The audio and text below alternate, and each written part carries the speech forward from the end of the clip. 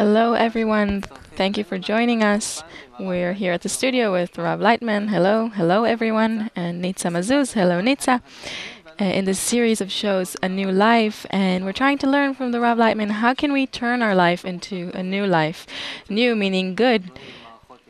Each of our lives is made up of relationships, and we've chosen at this stage of our conversations to focus on our romantic relationships, the most intimate relationships for each one of us, and to use it as a stepping stone for growth in our perception of ourselves and of others. So, Rav Lightman, in our previous conversations, we touched upon a subject that awakened a lot of reactions. You see, we have 3 pages here of questions that we received about these things that you taught us in our last talk. And the subject was actually concessions. And to make concessions is supposedly something that's trivial, and you relate it to it as something that's quite obvious that a person develops through it. But as I felt in this talk, people ask a lot of questions, both about the principle itself and also about how to fulfill it, manifest it, to what extent, to what limit. So if we may, before we go on to our next subjects, and we have a lot of things to talk about that we've prepared, we felt that this rain of reactions really means that we should keep talking about the subject a little more. So the first question, how does this principle of help meet others goes together with this principle of making concessions? In our last talk, when you talked about the principle of making concessions, you also talked about the help meet other, and you said that my partner helps me discover the places in which I can make concessions towards him. So can you explain that a little more? If we see life not as the existence of some protein for a certain extent of time under certain conditions of Earth, but as a process in which a person rises and grows above his animal state by acquiring new qualities, by changing himself, by improving himself, and by that rising above his animalistic level, which is our basis, our body, our lives in which we need to fill ourselves with food and to continue our existence from generation to generation, just like all the other animal species. So we see that one grows by attaining wisdom and science. Man discovers laws, the laws of nature, that before had been hidden from him, and each time we see that we are developing internally. This internal development of ours is built of 2 stages. The first stage is our mental development, and we progress very well with that because our ego pushes us to develop. Because through the development of science, of wisdom, of research, we discover opportunities, new opportunities to fulfill ourselves, to make our lives more comfortable, more safe, to progress, and to bring ourselves all kinds of more fulfillments and pleasures, because that's really what we need. And sociologists know about this, and psychologists, and each person who looks a little deeper into man's nature, that this is our whole life, that a person at every moment in his life seeks to feel more pleasure and to feel comfortable. That is the essence of life.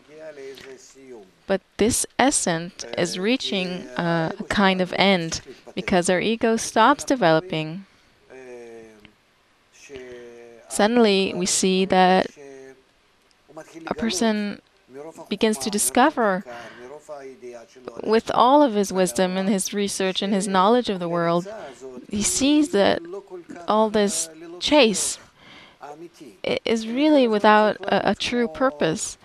He needs to run like a rabbit that chases the carrot. And in this chase, we each finish our circle in the stadium and fall and die. And another round and another round. And then what next? When we begin to get wiser and have more feeling, our science, our understanding of history and ourselves, we reach in that a state in which we can somehow rise above ourselves to a small extent through this force of science and discernment within us, and to see that life is only so that we will feel ourselves and feel more comfortable as we can, and the end is known to all. A person who begins to mature more and more, at first he sees it in a philosophical way and he says, well, that's life, what can you do? At least I will live it in the most comfortable way. That's what I've heard from many people. There's no other choice. Do you have an alternative? No. So at least I should be happy and feel comfortable, even if I confuse myself. If I have no other choice, I'll take some drugs just to feel good. So I'll have fun, as they say. But there are more stages of development in which I already cannot stand this life. What? To be comfortable and have fun? Yeah, for this animal to have fun and be comfortable, because the person in me grows more and more from within this animal, and I'm unable to be constantly taking care of it and serving it and keeping it happy and comfortable. The person in me can't serve the animal in me anymore.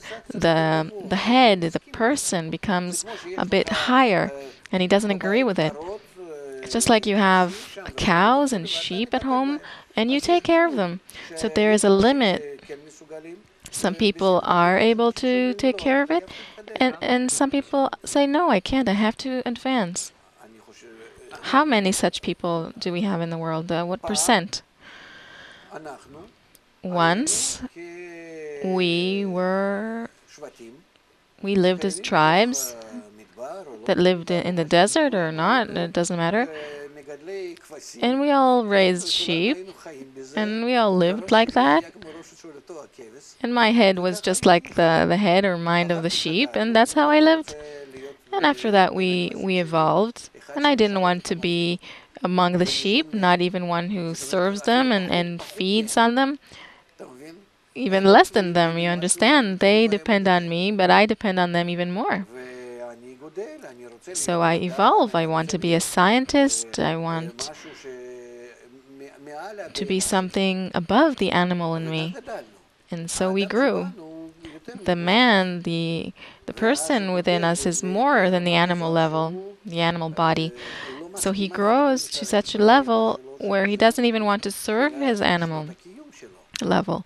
He feels that he sacrifices all the years of his life for this purpose, and there's no other way. We have to reach such a level of development where I want to attain something that belongs to the degree of man. What is that? I don't know. I just see that this life, it doesn't fulfill me. I have to do something that's higher, something that gives me answers to what I am living for, the purpose of my life. What for? I see that this process that I go through in history, I learn this, I get this perspective, and I ask myself, where is it going? What is it for? I see that in nature, everything that happens because of cause and effect, because there's a purpose for everything. Only for my life, I can't see a purpose. The highest creature, man, lives in the lowliest of ways, because the animal doesn't even think about all of this. It lives in order to live, in order to raise the next generation and to die. That's fine. That's its existence, no more. And in its mind, there's no more than that. They're not depressed. They don't have any passions, special passions, these animals. But man does. He continues, and the continuance of his development is that he becomes so much higher than his animal level and his body. Then he begins to ask, do I need to be dependent on this body? Do I need to serve it? Can't I rise above it? maybe I can exist without a body at all? But these are philosophical questions. Most people don't ask themselves such questions. I think they don't ask so much. And why? I'll tell you. According to our research, almost half of the world is depressed, is experiencing depression. And suicide is becoming a very a very big phenomena. And so many people take drugs, not because it's good for them or comfortable, but because it calms them from these questions that trouble them. They're troublesome. I can't get rid of them because this question about existence is a very essential question. So what should I exist for? I recently was in Luxembourg, and there's a very big bridge there that is a bridge where people commit suicide. People who make good money and they live well. It's such a calm country, and what's wrong with them? Each of them makes 5,000–6,000 euro a month. They have an immense system of social insurance and social help and everything. And young people there commit suicide. Well, some of them, yes, some of them. But the phenomena is a real phenomena. So many of them take drugs. Where does this come from? It comes from the person asking himself what he's living for and receiving no answer. It's like there's no need to live. A young person at the beginning of his life, and what does he have in front of him? And you can tell him what's wrong. You can get married, you can have a family and children, and you'll feel happy. And he'll tell you, I don't need a family. But what about kids? He'll tell you, I don't need kids. And you'll say, what do you mean? They feel a need, not on the animal level, but on the level of man. And so you see, they don't want to get married, they don't want to have children. Where does this come from? The person of man inside of us has grown so much that it doesn't feel that it wants to serve its animal level. It's not a coincidence. These phenomena, they've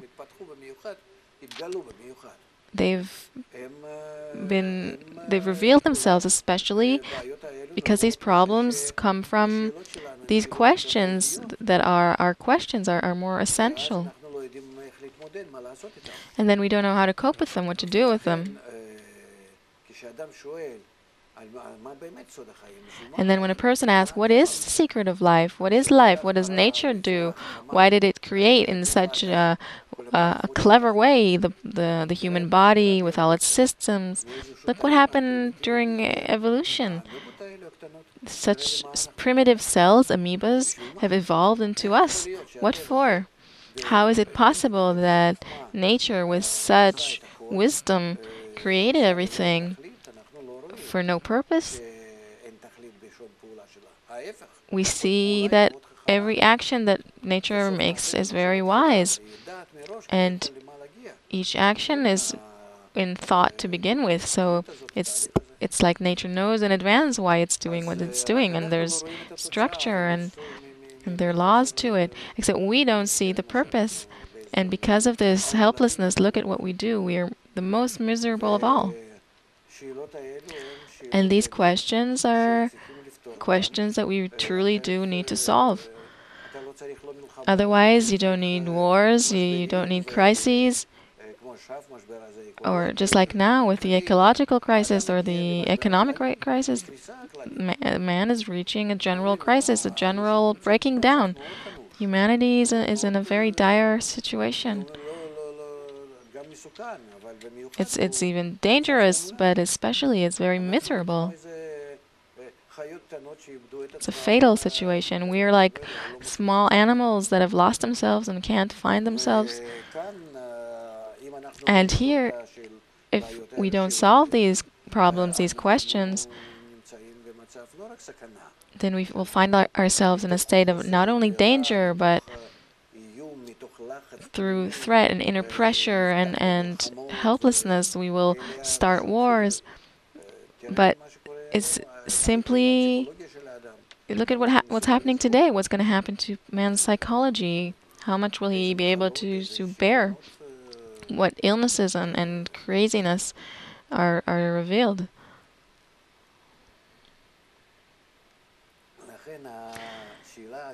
Therefore, this existential question is not just for a few people, like you say, that are suffering a bit from these philosophical questions. I don't see it as philosophy. I see it in every young man who doesn't want to get married and wants nothing out of life. But what am I going to do? I'll just lie under this tree and whatever happens will happen. But with him, it's not like we wanted to lie beneath a tree a few generations ago and feel good. With him, it's from no choice that he doesn't have the power to begin his life. He has options and opportunities to develop that are endless. We give you everything.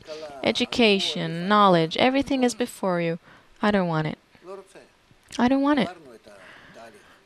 We've already passed this process and that's it. And so that's why it's not philosophy. I see it on people who from day to day are beginning to understand more and more that we're in a sort of game.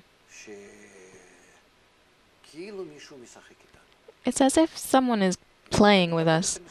If you accept this game and play it, then to eat a little something nice, to see some film, you make yourself smaller. You're able to lessen your expectations, to lower your head, so that these questions about the meaning of life and eternity, then you manage to live until you die. But if you don't manage to do so, and we are constantly developing, and we are able less and less to succeed at answering these questions of eternity, then life is hard. And they're hard especially when there's such bounty in the world. We're creating such things, we can do anything. But you see what we do with it. So then there's a very big problem here. And we talked about how the family is our nearest means to solving this problem. And this is in order to give a person an example of what form and shape he needs to develop into in order to find an answer to the question of existence. Because by attaining the concession, so that he can, with awareness in his eternal force, by rising above his animalistic level, especially by making this concession and above himself, by that he attains the feeling of his environment. He exits himself. I'm standing in front of my partner for life, my spouse, and I can learn through her or him how to annul myself, how to make my ego smaller.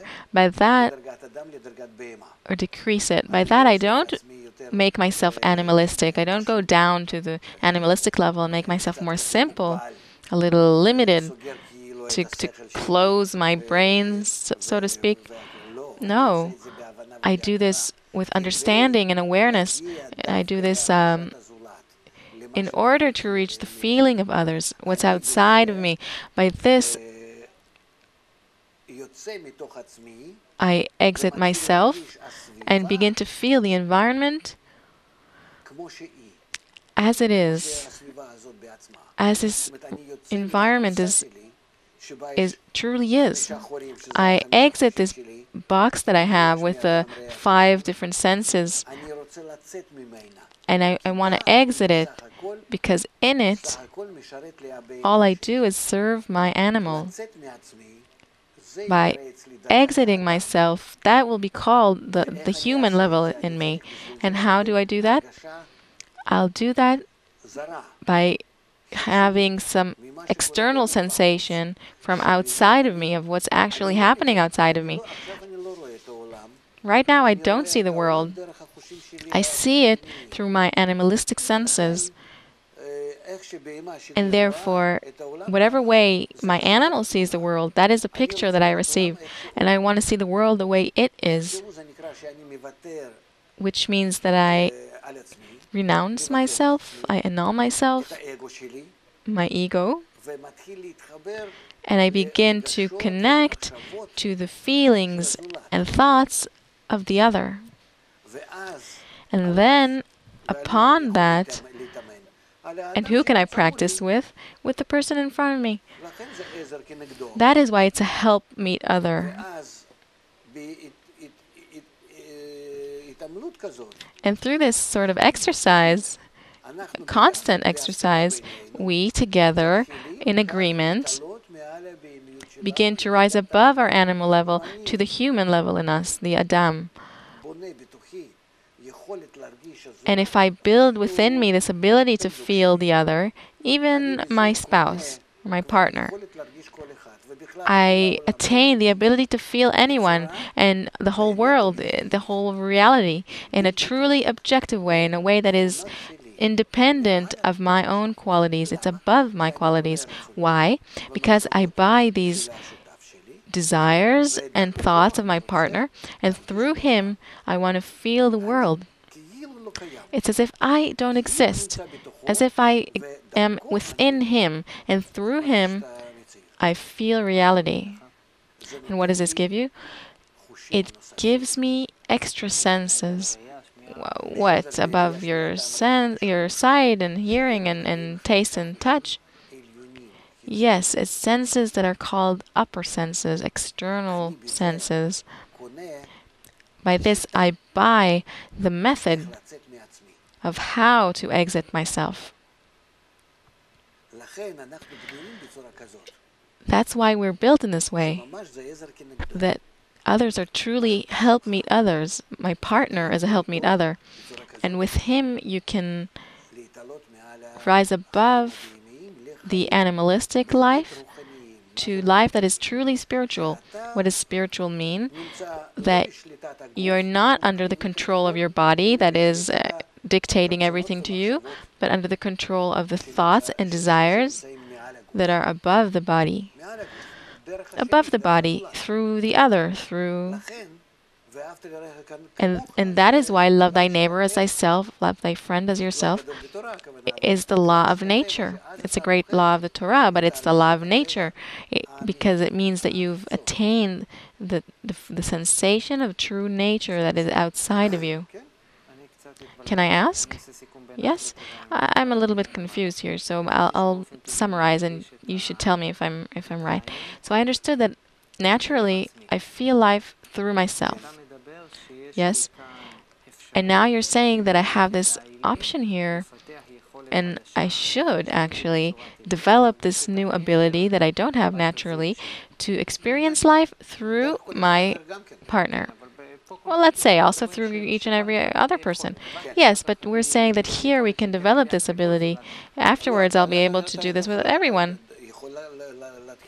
No, you don't have to begin through her. You can do this with your friend or... Yes, that's clear, but here we're talking about this situation. So then there are two points of status through which I feel life. Through myself or through my spouse or partner. Yes? That's the summary? Yes.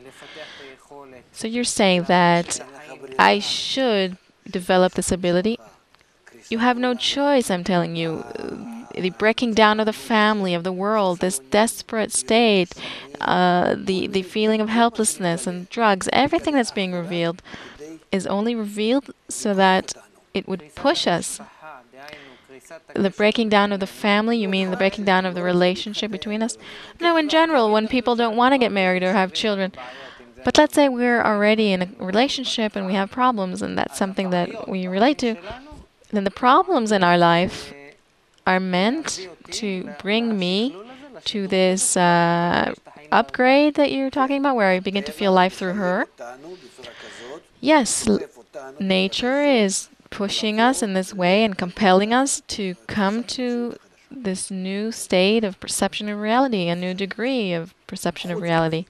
It's extra sensory, it's outside of our body, because the human is what's outside our body, outside the animal in us. I am composed of two bodies. My animalistic body, this protein that is before you and you can see it, and my consciousness, my thoughts and desires that exist not only in the service of this animal, but above it, above this animal, and they are called human or man, who is riding on this horse. Then there's this horse and there's the rider. And right now we are talking about the rider. How do we build this rider? Who needs to be above the horse?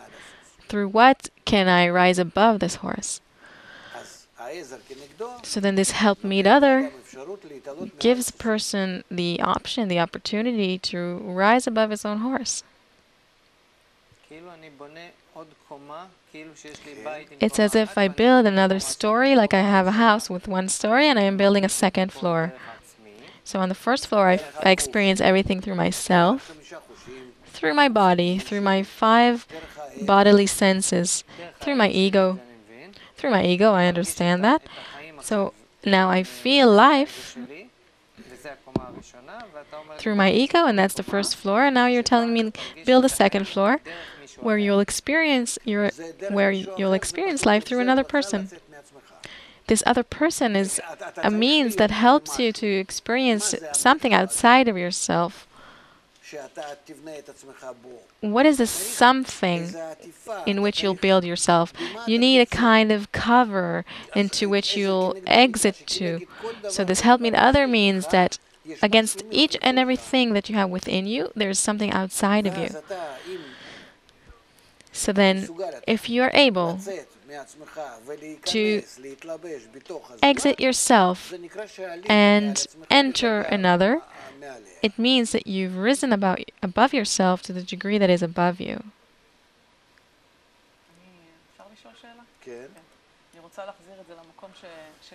So I want to take this back to the place of a woman in the practical sense.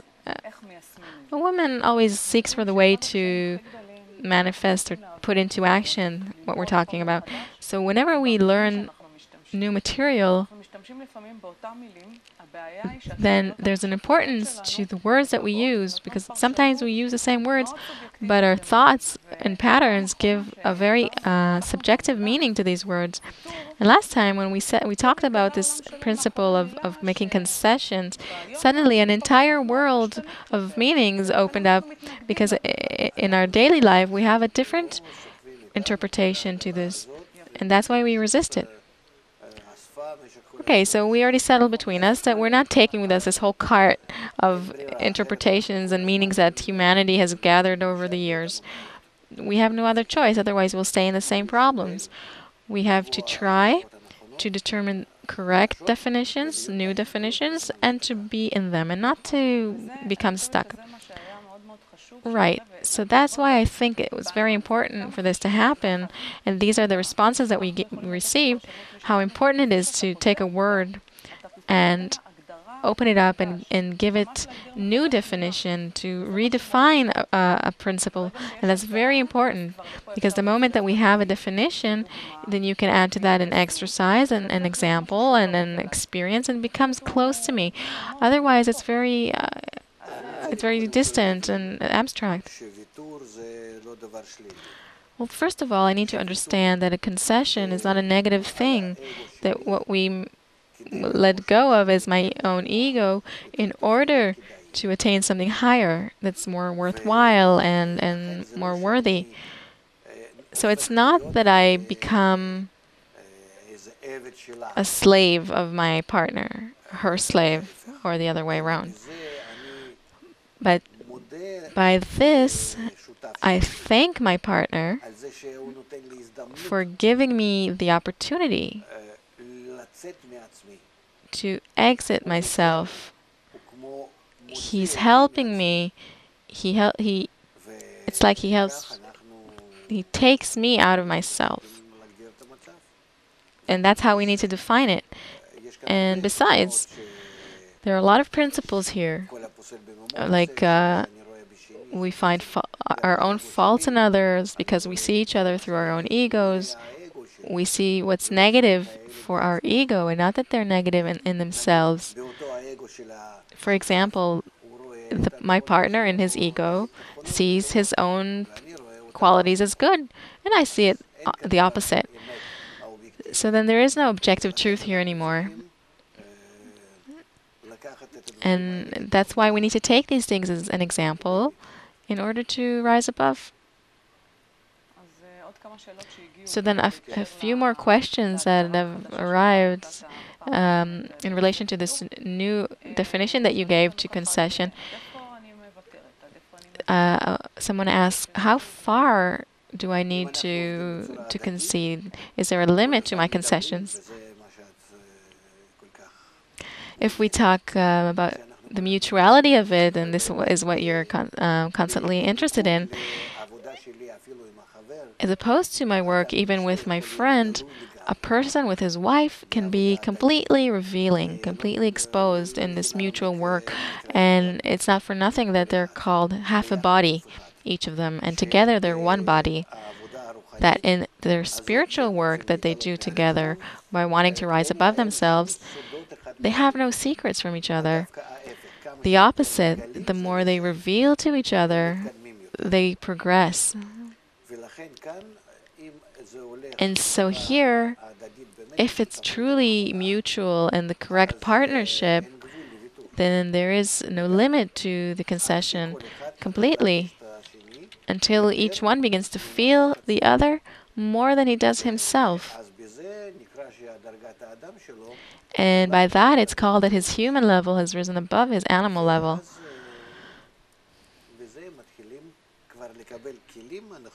And then by that, they begin to receive the right tools and means to experience the world in such an objective way that is not dependent of one's ego.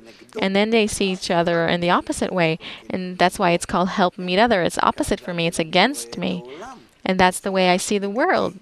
In the way that it's against me and opposite me than before. And now I see it truly in its opposite way, that I see it as everything that before seemed to me to be negative, suddenly seemed to be positive. Can you give an example? What example can you give? I see that the world is completely good. I see that the quality of the soul and love resides in the world. Where? Where exactly? It depends what glasses you're looking through, either black or white. Let's say that we're concrete. We have a messed up relationship now. You're saying that we'll see an opposite world through this process if we exit ourselves? The key here that you're talking about is to exit ourselves and receive this new perception of with the help of my partner, and then the result is seeing an opposite world. You're saying all these negative things in your life. So here I didn't understand. What will happen to these negative things? You don't see these negative things now. You complete each other. What negative things?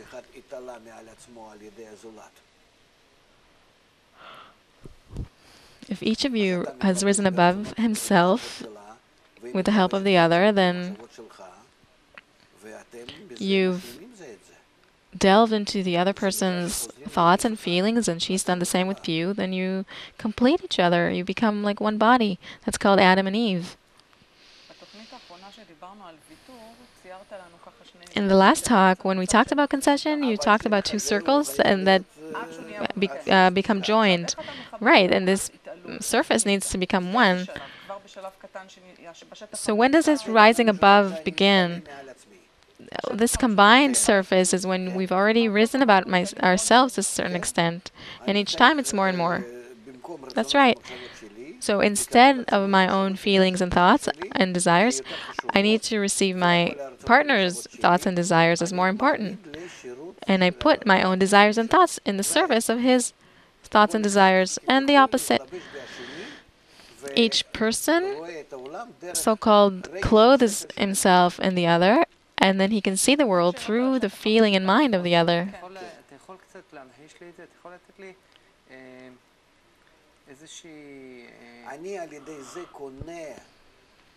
Through this, it's like I purchase new vessels. That's what I'm saying. Maybe how will you apply oneself or dress yourself in a woman? It doesn't matter if she's a woman or her qualities. She can be, excuse me, primitive, completely primitive, or very developed. It doesn't matter. What matters is that I attain the means to step out of myself. And when I do so, I see that it's not a woman, it's an opportunity to get out. It's a sort of system that's before me. It's a great emotional and cognitive system that's before me. And I can exit my animal and enclothe myself in her. And once I start to do that, to dress myself in her, I don't see a woman or anyone special. First of all, I exit myself, and that's what's important. And then I begin to see through her, meaning through this new pair of glasses, the world. And what are they? Why are they new? Because they don't depend on my ego.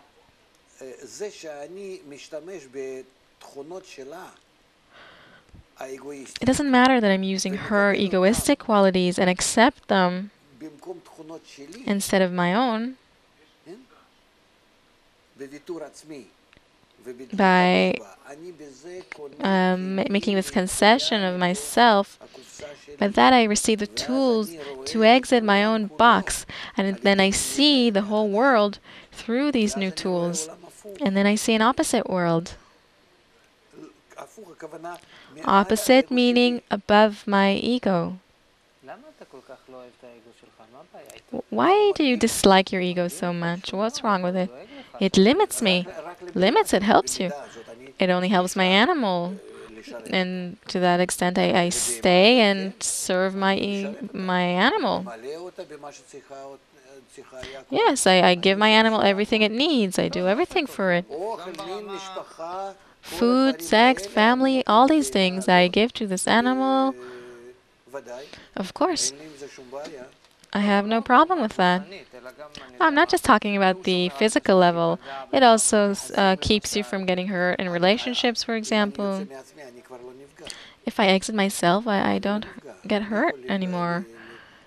Who can hurt me? In some relationships? On the contrary, when I go out, I see a different world. I see people in a different way. I don't see it through the ego, and that's why I don't get hurt. I didn't understand. Getting out of your own ego has made you invincible? No one can hurt you? Of course, because who gets hurt? My ego. My ego is hurt. You're saying somebody wants to hurt you. Right, that's life. Everybody...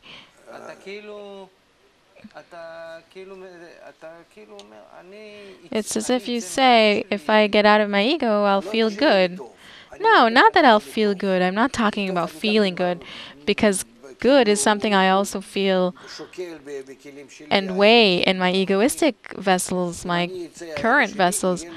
If I exit my ego, it will be different. For now, let's say. What is different? First of all, for fears, anxieties, hurt feelings, I won't feel them because it all works that way towards my ego, and if I'm not within it, then I don't feel it. But what's a person without an ego? What's like a leaf? It's a ghost? No, it's someone who's I've attained a new approach towards life, towards the world. Does this new approach keep you? Does it keep you safe? Does it give you security? Does it give you an inner security that everything will be okay? Well, it depends to what extent I'm able to get out of myself. If I am completely outside myself, there is no chance that anyone will hurt me because I discover a world that is all good. And if I find some sort of threat or hurt, then it only shows me where I need to correct myself and rise above myself. It's just a little bit high. Maybe we've gone deep into... Okay, so let's go back to this process of working with my partner. We change our perception of life. We begin to see life through the partner. You're saying let's begin this interaction where each of you mutually develops this perception or sight that is through the partner. Yes. So I wanted an example. Can you show me how this happens? Say this happens to me, this process.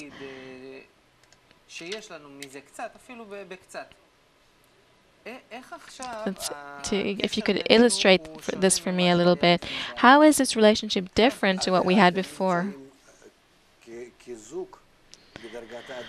Will you exist as a couple on the human level, not on the animal level? You serve each other, bonded on the level of the human, and only for that you exist. You only exist for this need. And what else do you get married for? To bring children? To serve somebody's animal? What for? I have everything I need. What do I need that for? I can buy food in the supermarket. I can get sex whenever I want with whoever I want. Family? What do I need a family for? Except for troubles, what does it give me? So here, I get this opportunity to rise above this animal level of food, sex, and family to a different degree, the human degree. And for that, it's worthwhile to get married, to exist, on the condition that you truly have this partner, the right partner. I think what Oren is trying to understand, and so am I, is how does this look like in our daily life? It means that in each and every moment, we understand that we are in this mutual process, and each one helps the other go through this process. I'll tell you why I'm asking this and why it's important. Because we know that when we're going to do some work or an effort, we already picture what it looks like. So we want to see a kind of picture, an ideal picture of how does this interaction actually happens in the ideal way and how nice it will be. No, it's not ideal at all. We don't mean that it will be ideal. Our ideal is to constantly complete each other, to constantly bring the other the fuel, the energy, the good purpose, so that each one will be able to rise above himself in every moment. And there, above our animalistic level, that's where we want to exist and experience each other, a soul and a soul. What does it give you? This gives you the ability to feel each other in the full and true way, and also experience the entire world in this way, in this full and whole and internal way. Because to exit myself, if I've already done that, no matter through what means, say my partner, through this, I've exited myself and I see the entire reality in a different way, in a way that's objective and independent of my ego. And objectively, I discover such phenomena that I didn't discover, I didn't know, I didn't expect or mean to see before. I see things that before I couldn't see. My ego would hide it from me. It was before me, supposedly, like some sift through which I saw everything,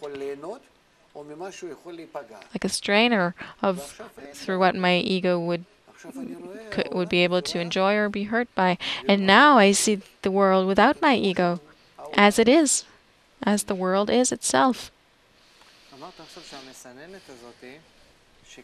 So you said now that this filter that blocked from you all this. Then the rule by which it worked is what I will enjoy and what might hurt me. So then this filter that you mentioned, that's the ego, works according to this rule. But wouldn't I want, if I'm doing this process with my partner, I don't think I'd want for this to disappear. I understand you on the animalistic level, of course not. For what it needs for its life and for its existence, we stay in that. We need that. We feed this animal. We give it sexual satisfaction and the satisfaction from the family of this mutual service between us, everything that it needs. This is called a necessity.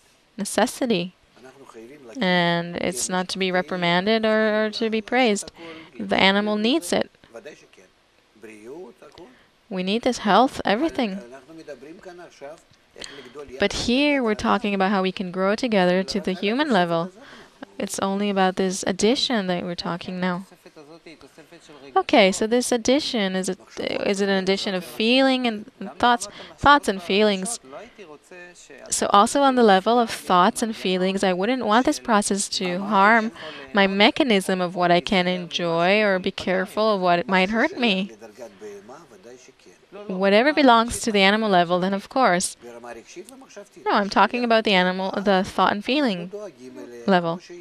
Yes, so on the animalistic level, I take care of my animal just as if I have a cow or a horse or sheep next to me. Maybe I'm not asking this right. You said that there's a filter that operates according to this rule, that it almost always gave me information of what I can enjoy and what I need to be aware of because I might be hurt. So this mechanism, I feel that it's good because it protects me. It brings me good things and distances bad things from me. And now you're erasing it emotionally. I'm not erasing it to the extent that you gradually exit yourself and your ego. And you stay in this desire that's called the animal, which is not the ego. This animal that wants food and sex and family, that's not our ego. There's something that exists also on the animal level. The ego is only on the human level. That's why it's not praised or to be reprimanded. A person who feels that he needs this, he should receive this. I'm talking about what belongs to the human level. So interacting with the other is on the human level, right? Yes. So then in this interaction with my partner, I won't have this mechanism that will show me what I can enjoy and what I need to be protected from. You'll have it, but it won't be towards your ego, but towards your desire to enter the other and fill the other. First, it will be in this form of don't do to other what you hate, and then love thy neighbor as thyself, love thy friend as yourself. Instead of love myself, love your friend. That by entering another and fulfilling all these actions that are in your mind and heart, you discover what's in the other, in your friend. But I love myself. Well, that's exactly what we're talking about, that this love is not good. It lies to you. It closes you off from this true reality. You're constantly taking care of this animal. How much can you take care of it? You're constantly addicted to this animal and taking care of it. I understand that you love it, but you need to calculate how much you should give, how much place you should give to it. I don't understand, and really, I don't really identify with you calling it an animal all the time. I love myself, and I don't think that's wrong. I don't mind for another person to be happy, but you're saying that me loving myself is negative, and I don't identify with that. No, I'm not saying it's negative. Excuse me, I didn't say that. We can hear again what I said. I said that you exit yourself and by that you rid yourself of worry about yourself, that worries that belong to the human level, and instead of that you buy or purchase the concern for others. So who will care for me? Nobody.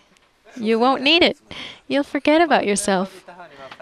So what will give you security if nobody cares for you? Until now you cared for yourself. It wasn't so great, but it was something. Now even you don't care for yourself. Because you won't have any questions about it. That's why you will not have insecurity. I want to ask something about this concern. This is another principle or saying that, again, if you say you should forget about your concern for yourself and take on the concerns of others, that scares me, because I think that it's enough for me to take care of myself. Now you're telling me you will have everybody else's concerns. So what do you mean by concern? What hides behind this word? Concern means to fill all the desires and passions of the others more than the way I do so for myself.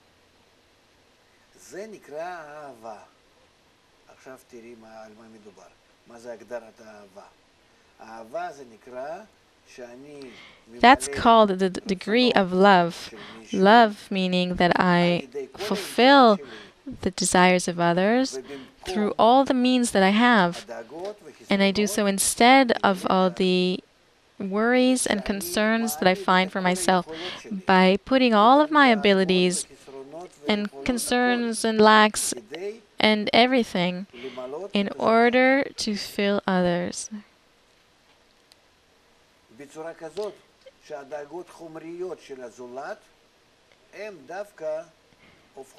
In such a way that the material concerns of others become my spiritual acquisitions. Spiritual meaning on the human level.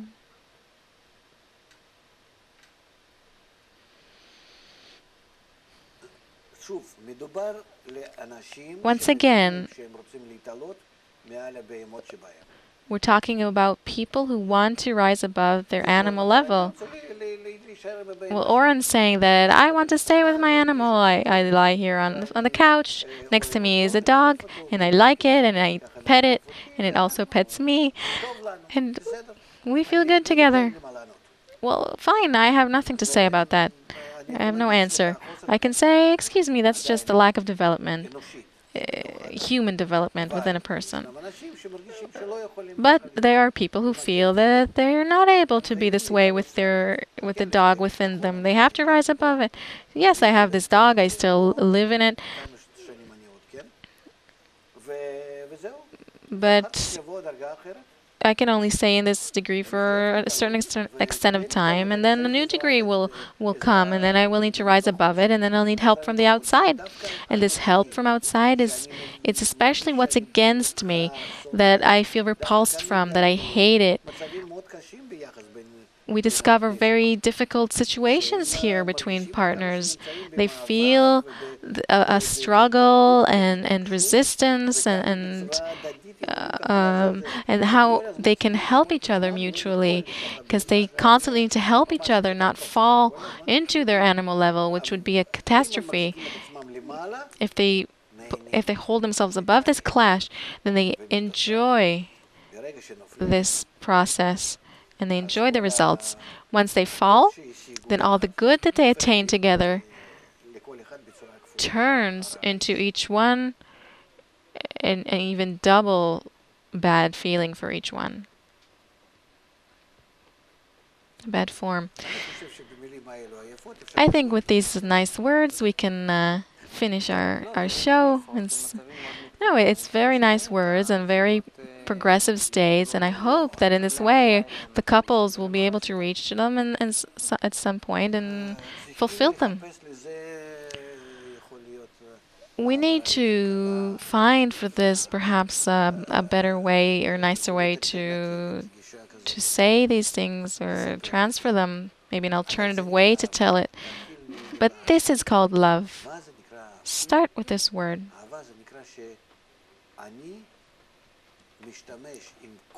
Start with this definition that I use all of my abilities in order to fulfill the other. That's called that I love them. Well, half of it or even quarter of it until I reach 100%. That is what's called love. That I use everything that's in me. I only keep my animal level alive. I take whatever I need in order to exist. And all the rest of my abilities I use for the sake of the other. And that is called love. And how can we reach this love? What do I gain by it? What does it give me? In an egoistic way. Will I be better off by this? Will I feel good? If there's no choice, there's no choice, but we can exist alone. Except here, we need to show a person that a family, a partner, a spouse, and this relationship between them, they can be a means to attaining this upper state, and then it's worthwhile. Because if it's for this animalistic existence, I don't want it. I'm fine the way I am. Why should I concede and do all this stuff unless I know clearly that by this I attain eternity? Something that is higher. This is what we have to explain to a person. Of course, it's not simple. Of course, our laziness and our ego, they stand here as a wall.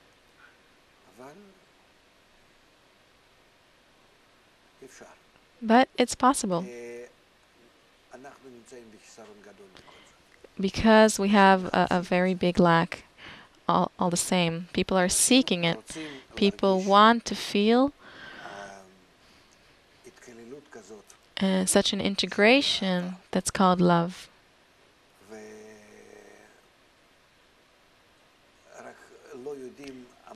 Except they don't know, they don't have the key to the state. So here we need to develop the educational system where we educate to love.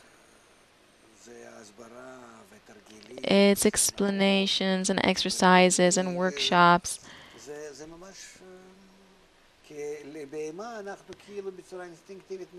With our animal, we manage instinctively. What is love? I love myself. Through that, I can fulfill myself. Food, sex, family, etc. But the love that we are talking about that really is missing in the world, and each person looks for it, but except he doesn't find it in this animalistic life, in this modern relationships. That's why he doesn't get married. But if you show him that it's possible to reach through this emptiness a very special fulfillment, then do some exercise, a few exercises with him, a few workshops, talk a little bit, the influence of the environment should be there. Then I'm certain that we can reach it. A person doesn't have anything with which to fulfill himself. He's completely empty.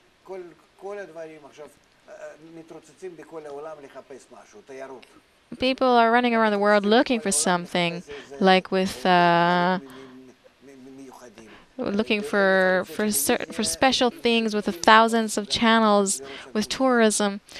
They can't find anything. The entire world is what is it doing? It's confusing itself. It's doing so in order that he won't have a moment to think, because that's the worst. This is how we're built. So you should go on the other way and ask them, what are these drugs for? Why should we fill our lives with... Look at what we're doing with our lives. We especially turn them around in such a way so that it will make us so busy and it will be so difficult that we'll be so constantly occupied. Look at what's happening in our human society, that we're constantly running and running. Why? In order to fill us. Otherwise, what will people think about? What will they do? You can create a world today in which half of the people won't have to work, but then what will they do? They'll just sit there like that. It's not like 2,000 years ago where people can just sit like animals and do nothing. You need to give them something to occupy themselves with. And now a few billions of people are unemployed. What will they do? What will you do with them? Usually they run around, especially, and rulers especially build such systems where people will become confused and will constantly be occupied and busy, and in order to fill them, we will teach them how to love. Yes, that will be the solution. But by that, we really must finish our talk, but we will continue in our next conversation. Thank you for being with us. Thank you, Rav Lightman. Thank you, Nitsa. And come, we will learn how to love together. All the best.